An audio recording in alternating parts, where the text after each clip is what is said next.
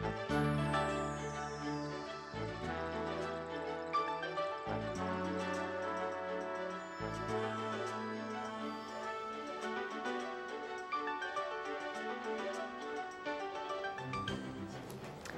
I'm Jennifer Dotson of Highland Park Poetry, the founder and the program coordinator, and I'm really thrilled to be here today with two of the 8th grade teachers from Northwood Junior High, and they're also the coaches for the Poetry Club. And our other guests are the Poetry Slam finalists and members of the Poetry Club going to perform for us today. I had the pleasure of being invited to serve as a guest judge for the annual Poetry Slam.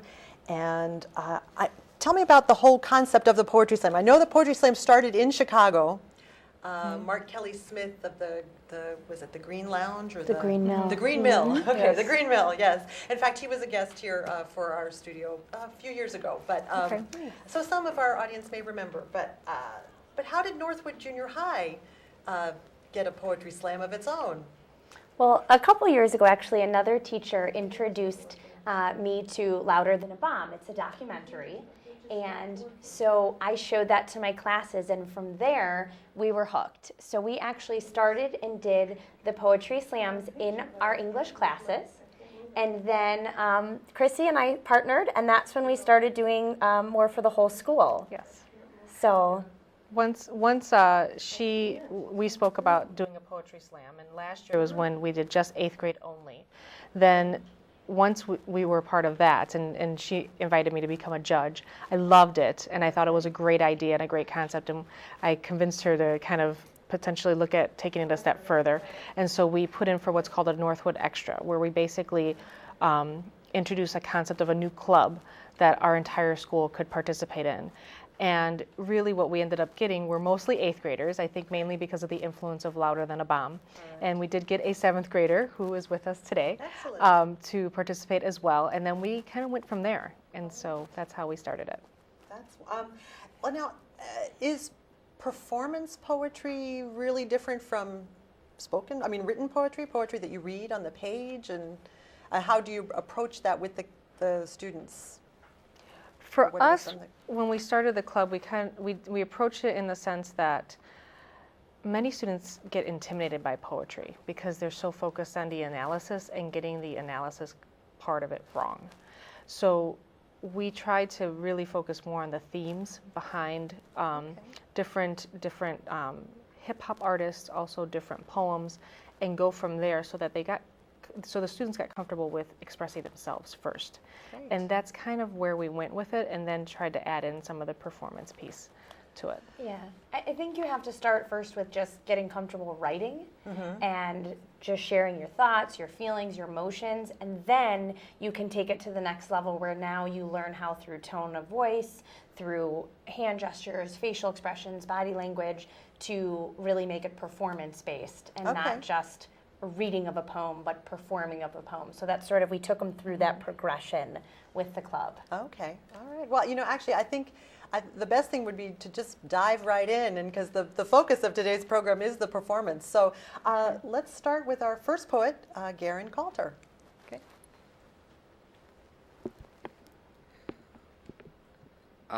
My piece is called Imagine a Time. It's about when the desire to be outside, because I notice when I walk around the community that it's very empty. So I thought, well, what can I do to write about that might express my discomfort with this? So here's my piece. Once, people ran around, played, sprinted. Alas, the day is gone when the day went slow. Where did it go? The day TV wasn't a necessity. The day a dirt field became a castle, or better yet, a battle throng on top of a hill. But as the battlefield faded and as the castle crumbled, it was replaced by this uniformed realm known as video games, which we know so very well. Were the streets ever filled with children? Instead, this absence of life and sound, challenged only by the distant purr of a lawnmower. when laughter was abundant drifting on the summer air. Imagine once people came home and played in the streets. Imagine once when you knew how to play. Imagine once when people weren't sucked into fantasy but enjoying the joys of reality. Imagine once when children used their imaginations. Imagine a time when work stayed at work and home was a fun and happy place. Was there ever a time that people stopped by just because? Imagine a time when people are free to take spontaneous trips. Imagine a time when laying in the grass is more than a pleasant thought and sleeping under a tree isn't absurd. Imagine a time when you can play soccer, baseball, basketball all day long with your friends or go swimming in the lake.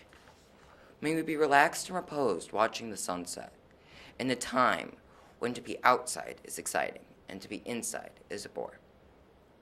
Oh, wow, that's great. Thank you so much. Our next poet is Seth Huddleston.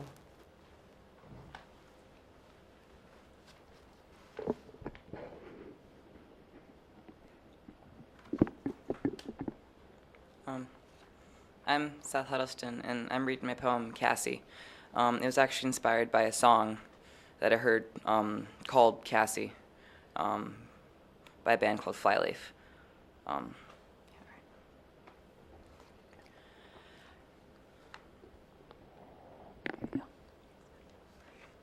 It's a school shooting. He just walks in and shoots. Shoots me in the head, shoots you in the head, shoots us. Without question or mercy, just walks up and shoots. But that's not what happened here at the first school shooting. He walks in and puts a gun to her head, to Cassie's head. But he pauses and asks, "Do you believe in God?" Then it all stops. Cassie swallows. Her hands are shaking. But no one can tell. No one can tell as she stands strong, rises to face her killer. Yes. The word echoes around the empty room like a ping pong ball in a bottle. And then it's silenced by that gun, that terrible, hideous gun. And then she's gone. Cassie was the first victim of the first American school shooting. She died a noble death, standing up for what she knew was right.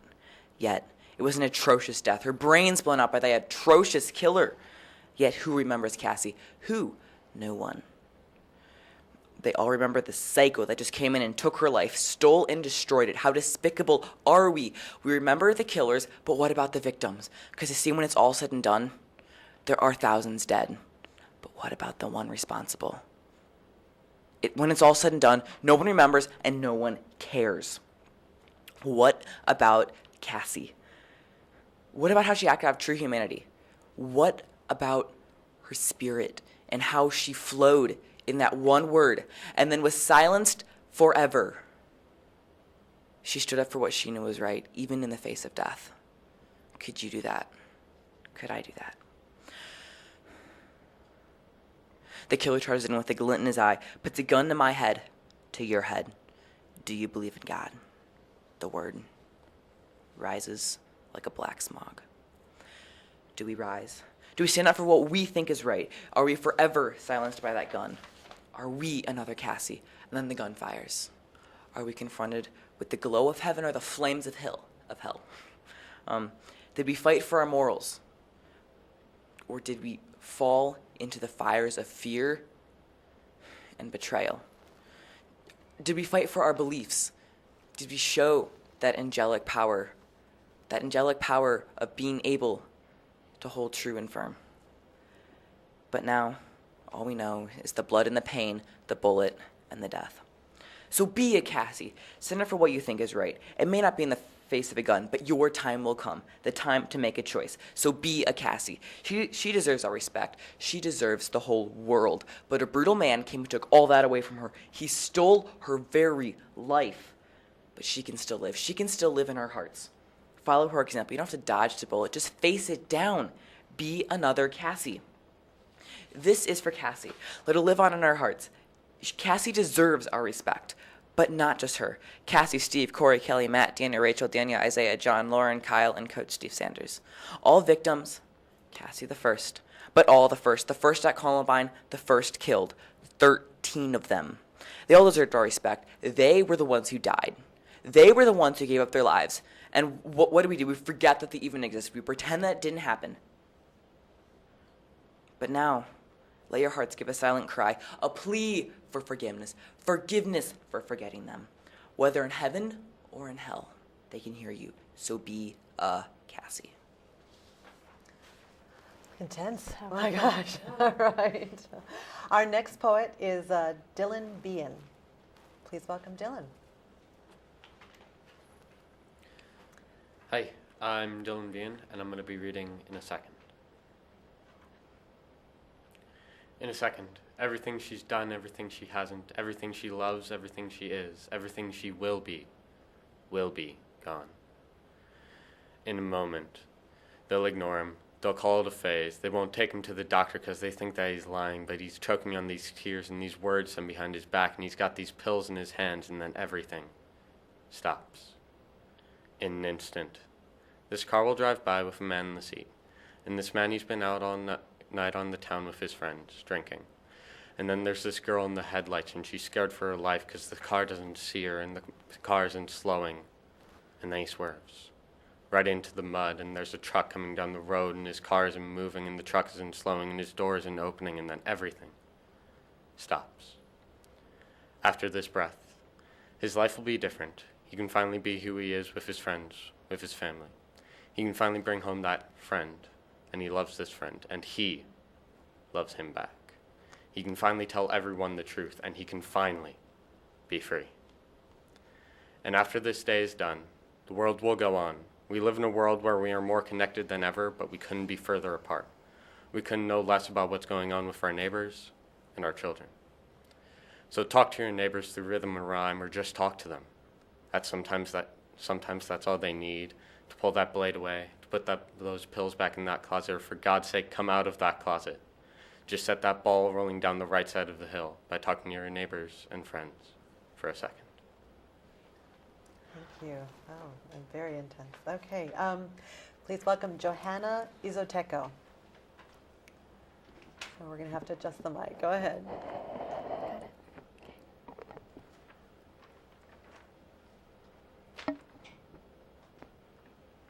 The title of my poem is Seasons. Snowy days, so white, so pure. Trees covered by a white mantle. Icy roads, cold long nights. Sunny days, cloudy days. Dark cloudy skies, drizzling, with puddles and muddled minds. Sunny days, summer breeze, long chilly nights. Stargazing, fresh scent. Sunny days, leaves fleeing behind the summer breeze. Greeting the daily wind. Sunny days, in the sneeze, the winter so cold. So, snowy days, cloudy days, hot days, and windy days. Seasons, seasons, seasons. Hello and goodbye, seasons.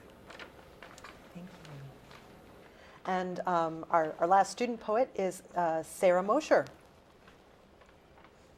Hi, I'm Sarah Mosher, and my poem is called To Be Happy. So I wrote this poem because this is my idea of how to be happy.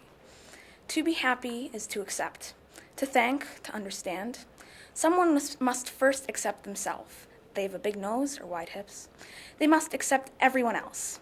The boy in the corner talks too much, or the annoying fly won't leave them alone. Someone must thank themselves, that they have made an accomplishment, that they are alive. They must thank everyone else, that your teacher has just graded your paper on her day off, or your friend has given her lunch to you even when she's hungrier than you. Someone must understand themselves. Okay, I am not perfect, or I know I need a break. They must understand others, that he's not in the mood for talking, or she can't do it all in one day. To be happy.